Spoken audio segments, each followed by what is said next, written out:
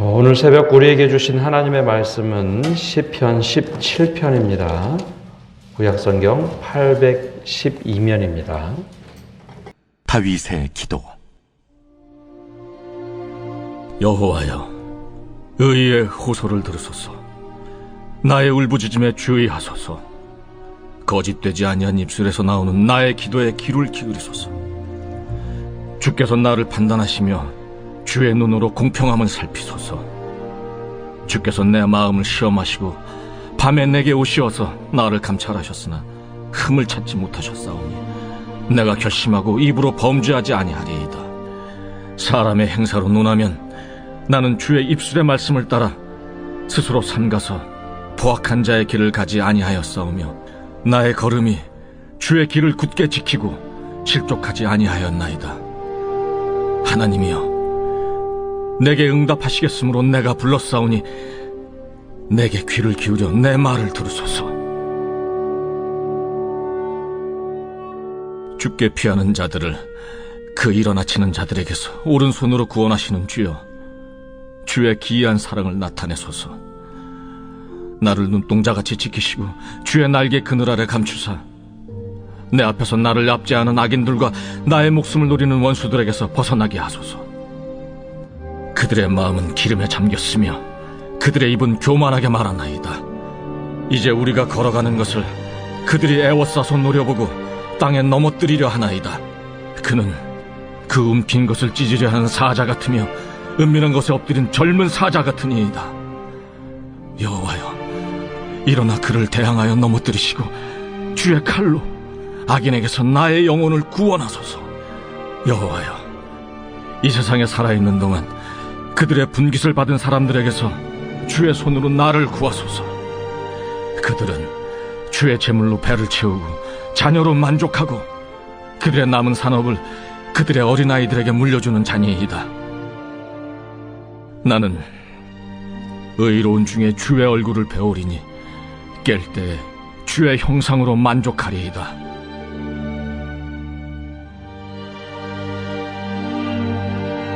오늘 새벽에도 하나님의 은혜가 우리와 함께하기를 축복합니다.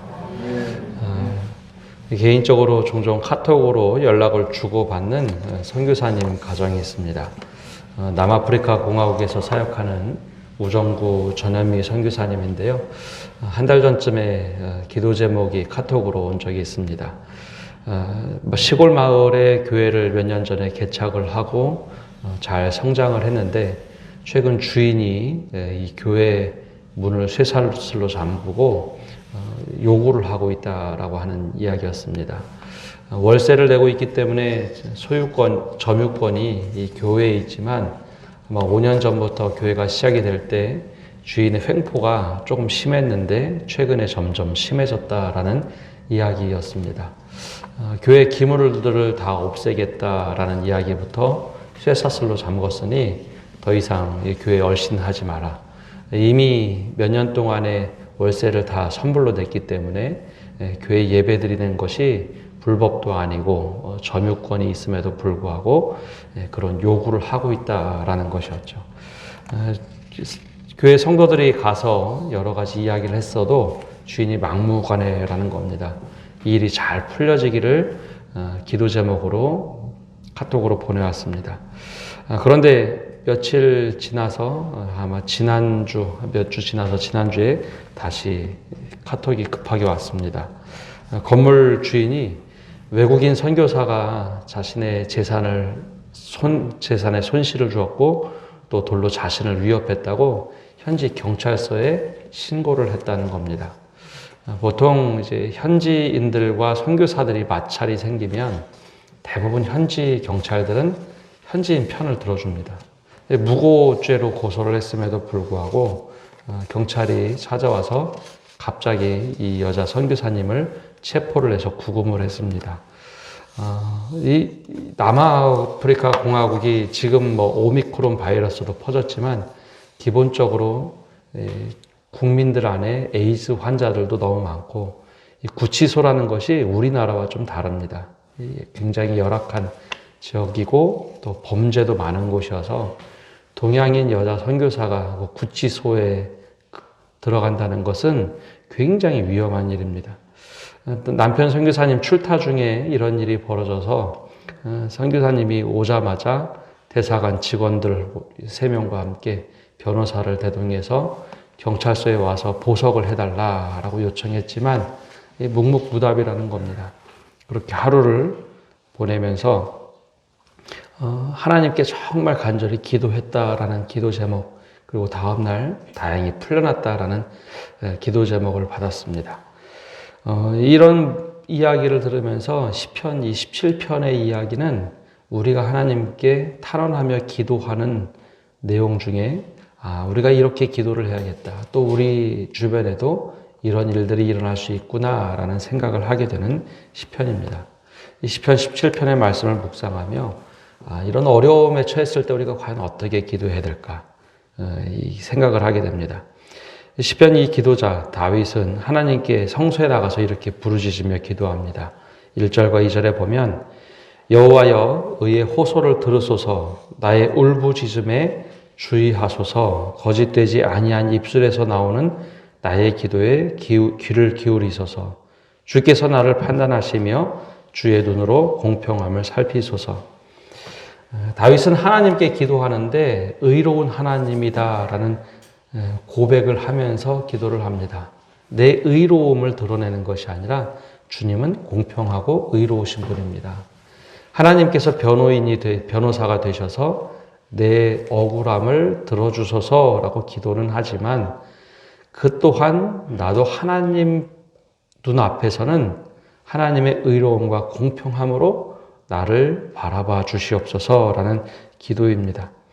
우리가 하나님께 기도할 때 늘 우리 자신을 돌아봐야 하는 것은 억울함 때문에 나는 무조건 잘했고 상대방이 무조건 잘못했다라는 기도가 하나님 보시기에 과연 옳은 것인가라는 겁니다. 누구나 하나님 앞에서 옳을 수는 없습니다. 또 우리가 항상 옳게 살 수는 없죠.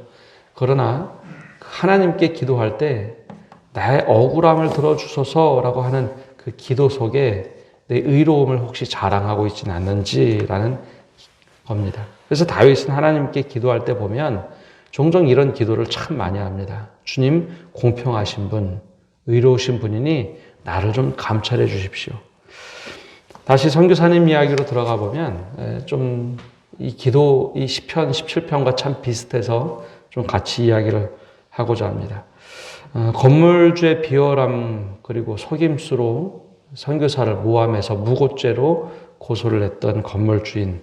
근데 선교사님이 기도 제목을 나누면서 다음날 풀려나서 이런 기도 제목을 얘기합니다. 내가 풀려났지만 교회가 더 어려움을 당하지 않도록 또 우리 가정이 어려움을 당하지 않도록 그리고 내 마음이 다쳐서 우리 가정의 마음이 다쳐서 선교를 중도에 멈추지 않도록 해달라는 기도 제목이었습니다. 다윗의 기도처럼 나는 아무 잘못이 없는데 무고한 일을 당했습니다. 라는 그 생각으로 한 것이 아니라 다윗이 기도한 것처럼 하나님 공평함으로 이 모든 일들을 해결해 주십시오. 다윗이 기도하는 그 모습처럼 선교사님의 기도 제목이 이런 것이었습니다. 경찰은 이렇게 현지인 편에서 나를 구금했지만 법원만큼은 공평한 재판이 이루어지도록 무고죄로 고소를 했기 때문에 이것이 어떠한 무고한 사람을 고소했기 때문에 법원은 판결을 내려야만 했던 것 같습니다. 외국인 선교사를 고소했으니 첫 번째 폭력이 있었는지 왜 폭력을 행사했다고 했는지 왜 교회 문을 걸어 잠궜는지 법원이 판단을 했던 것 같습니다. 근데 법원에서는 이 모든 서류들을 쭉 검토해보고 대사관의 탄원서를 보면서 야 이거 주인이 위협을 당한 것이 아니라 오히려 주인이 교회 문을 걸어 잠근 것 이것이 잘못됐구나. 법원에서 풀어주면서 판결을 내렸답니다. 당장 쇠사슬을 풀어라. 그리고 재산 점유권은 선교사 그리고 교인들에게 있으니 당장 문을 풀고 며칠 동안에 풀지 않으면 벌금을 내야 할 것이고 그 일정 기간이 지나면 구속하겠다, 처벌을 내리겠다라는 명령서가 내려왔다라는 것이었습니다. 이 오늘 시편 말씀을 보면 하나님께 기도했던 이 다윗의 기도가 바로 이런 내용으로 되어 있습니다. 3절에서 5절 보면 주께서 내 마음을 시험하시고 밤에 오시어서 나를 감찰하셨으나 흠을 찾지 못하셨사오니 내가 결심하고 입으로 범죄하지 아니하리이다. 사람의 행사로 논하면 나는 주의 입술의 말씀을 따라 스스로 삼가서 포악한 자의 길을 가지 아니하였사오며 나의 걸음이 주의 길을 굳게 지키고 실족하지 아니하였나이다. 우리 종종 이제 어떤 억울한 일을 당하면 하나님께 기도하기보다는 내가 그 일을 해결하고자 혹은 복수하고자 하는 마음이 참 많이 생깁니다. 근데 다윗이 그런 고백을 하죠. 내가 직접 포악한 자의 일을 가지 아니했습니다. 내가 그 사람들과 똑같이 그렇게 행하지 않고 오히려 주의 길을 굳게 지키고 실족하지 아니하였다. 실족하지 아니하였다는 것은 내 믿음이 흔들렸다라는 것 아닙니다. 내가 그들 받은 대로 똑같이 보복하려고 주님의 말씀을 적고 내가 스스로 행동하지 않았다는 것. 그것이 바로 실족하지 아니하였다라는 겁니다. 선교사님이 기도 제목 한참 길게 적어오면서 구치소에서 했던 일을 좀 적어서 보냈습니다. 밤이 새도록 너무 위험한 곳에 끌려가 있기 때문에 밤이 새도록 시편 23편을 외우는데 하나님 때로는 억울하기도 하고 속상하기도 하고 밤새도록 벽을 보면서 원망도 생겼다라는 이야기를 하면서 그럼에도 불구하고 하나님 나를 지켜주시고 보호하여 달라고 여호와는 나의 목자시니 내게 부족함이 없으리로다. 그 시편을 계속해서 묵상하는데 나중에 평안함이 깃들었다라는 얘기였습니다. 간절히 중보하며 저도 함께 이제 기도하면서 시차가 났기 때문에 그 기도 제목이 저녁에 도착을 했고 아침에 함께 기도를 했습니다. 믿음의 사람들이 살아간다는 게 과연 어떤 것인가? 이 시편 고백처럼 억울한 일을 당했을 때 또는 굉장히 힘든 일을 당했을 때 우리가 똑같이 행동하는 것이 아니라 주님께서 일하시기를 간구하는 것입니다. 기도한 대로 행동하고 기도한 대로 우리가 말하는 것이죠. 기도 따로 행동 따로 삶 따로가 아니라 내가 주님께 기도했다면 그 기도 제목이 이루어지도록 우리가 행동을 하고 말을 하는 것. 그것이 바로 기도의 삶을 사는 겁니다. 그래서 이 시편 기자는 이렇게 6절과 7절에 기도를 합니다. 하나님이여 내게 응답하시겠으므로 내가 불렀사오니 내게 귀를 기울여 내 말을 들으소서. 죽게 피하는 자들을 그 일어나 치는 자들에게서 오른손으로 구원하시는 주여 주의 기이한 사랑을 나타내소서. 하나님이 이렇게 보호해달라는 기도입니다. 선교사님도 이 기도 편지 중에 이런 똑같은 기도 제목을 같이 적었습니다. 근데 8절에서 12절에 보면 내가 이렇게 기도를 하고 나면 다 모든 것이 해결되는가?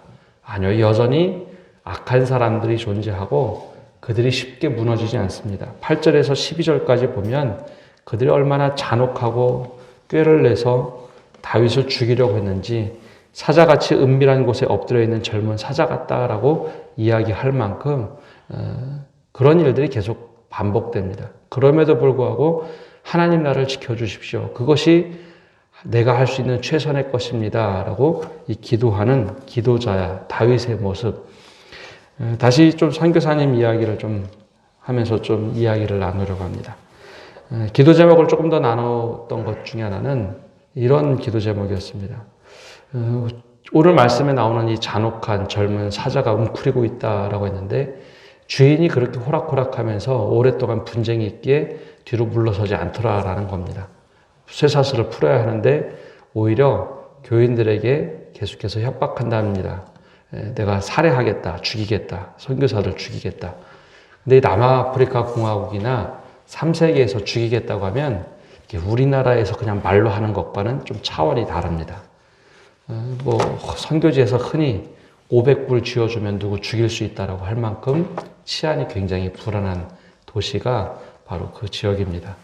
그래서 우선 안전한 곳으로 잠깐 피해가 있어야겠다라는 기도 제목 적어 보내시면서 교인들을 좀 지켜달라. 또 선교사 가정을 하나님께서 안전하게 지켜주시기를 하면서 기도 제목을 나누면서 이렇게 늘 압제하는 사람, 위협하는 사람이 있음에도 불구하고 하나님, 이 땅을 위해서 하나님 일해 주십시오라는 기도 제목이었습니다.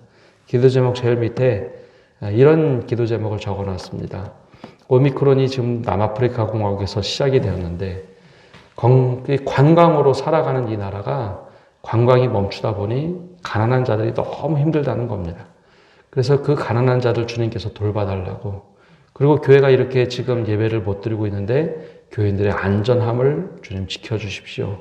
그래서 하나님께서 하실 일이 우리 가정만 지켜주시는 것이 아니라 이 땅을 제발 좀 치유해 주십시오 라는 기도 제목이었습니다. 많은 경우에 우리가 이런 기도를 하지 못하고 주님 제발 나만 구해 주십시오. 그리고 하나님께서 일하시되 나만을 위해서 일하시는 하나님을 간구할 때가 있습니다. 오늘 시편 기자의 모습을 보면 그렇게만 기도하고 있지 않다는 겁니다. 13절에서 15절까지 보면 이렇게 기도를 하죠. 여호와여 일어나 그를 대항하여 넘어뜨리시고 주의 칼로 악인에게서 나의 영혼을 구원하소서. 여호와여 이 세상에 살아있는 동안 그들의 분깃을 받은 사람들에게서 주의 손으로 나를 구하소서. 그들은 주의 제물로 배를 채우고 자녀로 만족하고 그들의 남은 산업을 그들의 어린아이들에게 물려주는 자니이다. 그러면서 마지막에 이런 고백을 합니다. 나는 의로운 중에 주의 얼굴을 배우리니 깰 때에 주의 형상으로 만족하리이다. 우리 예전에 찬양으로 이 마지막 절은 고백을 많이 했는데요. 내가 정말 주님을 찬양하고 모든 것이 회복되기를 원한다라는 고백을 하면서 이 시편 이 마무리하고 있는데요. 이 선교사님도 그런 고백을 합니다. 되게 원망도 되고 막 속상한 일도 많지만 그럼에도 불구하고 이 찬양하는 것 끊이지 않게 하여 달라고. 사실 이 선교사님 내외는 한국에 들어와서 신학교에서 교수를 할 수 있는 교수 요원이었습니다. 근데 한국에 들어오기 전에 사모님이 병이 있다라는 것을 발견하고 하나님이 더 이상 나로 하여금 이 길을 막으시나 보다. 교수 요원으로 다 결정됐던 것 취소를 하고 예전에 하나님께 서원한 것이 있으니 공부를 했으니 공부한 필요한 곳에 가겠다. 그래서 남아공에 가서 이제 20년째 사역을 하고 있습니다. 좀 억울한 일도 참 많이 있었고 속상한 일도 많이 있었는데 이 기도 제목을 보면서 오늘 시편 17편의 모습과 참 비슷하다라는 묵상하면서 그런 생각을 하게 됩니다. 그러면서 우리는 어떻게 기도하고 있는가? 나는 어떻게 기도하고 있는가? 나는 하나님의 형상을 바라보면서 이렇게 주의 형상으로 만족하리이다. 내가 주님을 찬양하면서 살아가고 있는가? 또는 속상한 일 때문에 주의 일을 굳게 하는 것은 없는지 제 자신을 좀 돌아보게 됩니다. 오늘 새벽에 기도하면서 우리가 때로는 속상한 일, 억울한 일도 있을 때가 있죠. 그때 우리가 이 시편 기자처럼 주님 우리를 보호하시되 주님께서 하실 일을 기대합니다. 그러면서 우리가 주님께 의로운 하나님께서 공평하게 판단하옵소서. 우리는 이렇게 기도하고 있는가? 우리 자신에게 한번 또 묻게 됩니다. 함께 기도 부탁드리는 것은 그 선교사님 가정을 위해서 또 같이 기도해 주시고 그 사역이 중단되지 않도록 또 그곳에서 하나님이 하시는 일이 더욱더 크게 역사하시도록 같이 중보해 주시고 또 우리 자신 또한 하나님 이런 어려운 일이 있으면 주님께서 이 시편의 기도처럼 기도하고 기도한 대로 우리가 행동하며 살 수 있는 은혜를 주옵소서. 이 고백을 하며 기도하시는 성도 여러분 되시기를 바랍니다. 기도하겠습니다. 하나님, 오늘도 저희가 새벽에 나와 기도를 합니다. 주님, 우리들이 이 다윗의 기도처럼 이 고백을 하고 있는지 돌아보게 하여 주옵소서. 때로는 억울한 일도 있고 어려운 일도 있을 때 주님의 공평함으로 우리를 살펴주소서라고 기도를 하고 있는지, 우리가 주님 앞에서 다 죄인이면서 때로는 너무 의로운 양 살아가진 않는지요. 우리가 이 시편 다윗의 기도처럼 하나님 늘 주님 앞에 겸손하게 기도하게 하시고 주님께 향한 그 고백, 주님 우리를 지켜주십시오 라고 기도하고 그 기도한 대로 살아갈 수 있는 저희 되도록 은혜 내려 주옵소서. 이 땅에 무고한 이들이 참 많이 있습니다. 주님 그 무고한 사람들을 지켜주시고 다윗의 기도를 응답하실 때 모든 무고한 사람들을 자유케 하시고 하나님의 손으로 지켜 보호하여 주옵소서. 그래야 눈물을 흘리는 자들의 기도를 주님께서 응답하시고 하나님께서 역사하여 주시고 보호하여 주옵소서. 그래야 주님께 간구하며 기도하는 이들이 하나님께 더욱 찬송을 드리며 하나님이 살아계시다라고 고백하며 살아갈 수 있도록 은혜를 더욱더 내려 주시옵소서. 오늘 한날도 우리가 주님께 기도합니다. 한날을 의지하며 의탁하며 기도할 때 주님 우리와 함께하여 주옵소서. 이 모든 말씀 예수님의 이름으로 기도합니다. 아멘.